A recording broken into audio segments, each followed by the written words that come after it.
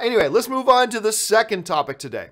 And the second topic today comes to us from Jessica Bean. And Jessica Bean writes, "Hey, John, I liked both the big monster movies Warner Brothers has put out in Kong and Godzilla, and I'm looking forward to the new movies. I'm wondering if you heard that Godzilla 2 actress Vera Farmiga said that her character will have a way to talk to and control the giant monsters.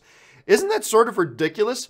Why can't the monster movies just be about the monsters?" All right, thanks a lot for the question, Jessica. And yes, for those of you who have not heard, actress Vera Farmiga, who of course is in the Conjuring films, she's a great actress. I mean, she's absolutely wonderful. And she's one of the people who's going to be in Godzilla 2. Now, she made some comments. If you don't know what it is she's talking about, she said comments about controlling the monsters. Here's specifically what Farmiga had to say about her character in Godzilla 2. She said the following. She, talking about her character, has figured out a way to communicate with the creatures and potentially control them using their bioacoustics on a sonar level. So she is like a DJ for the monsters. Let me read that again.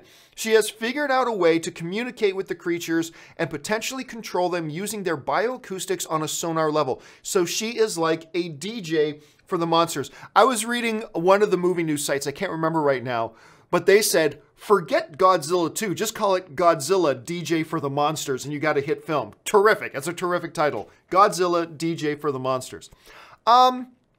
I'll be honest, I don't know how I feel about that. The idea that these giant monsters can now be controlled.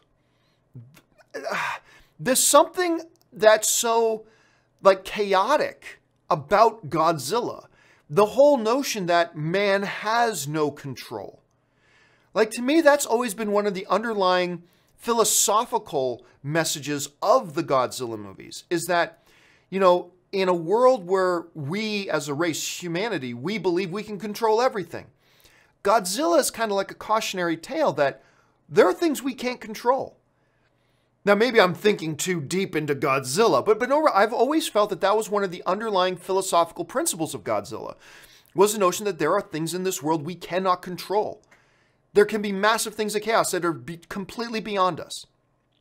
And the notion of introducing a character that can control the monsters seems to me to be, you know, the antithesis of what the overall philosophy of Godzilla is. Now, we want to be careful here. Let's not run too far ahead of ourselves over building this entire huge theory about one little quote.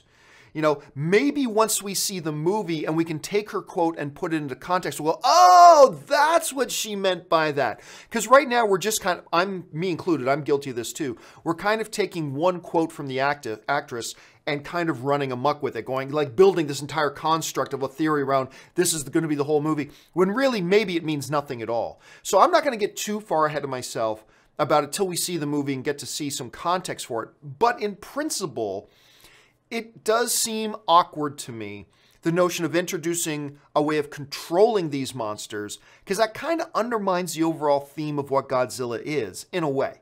So, but again, let's wait and see the movie. Like, we may be completely taking her comments out of context at this point, so let's wait and see what it actually all means. All right, let's move on now to the third topic.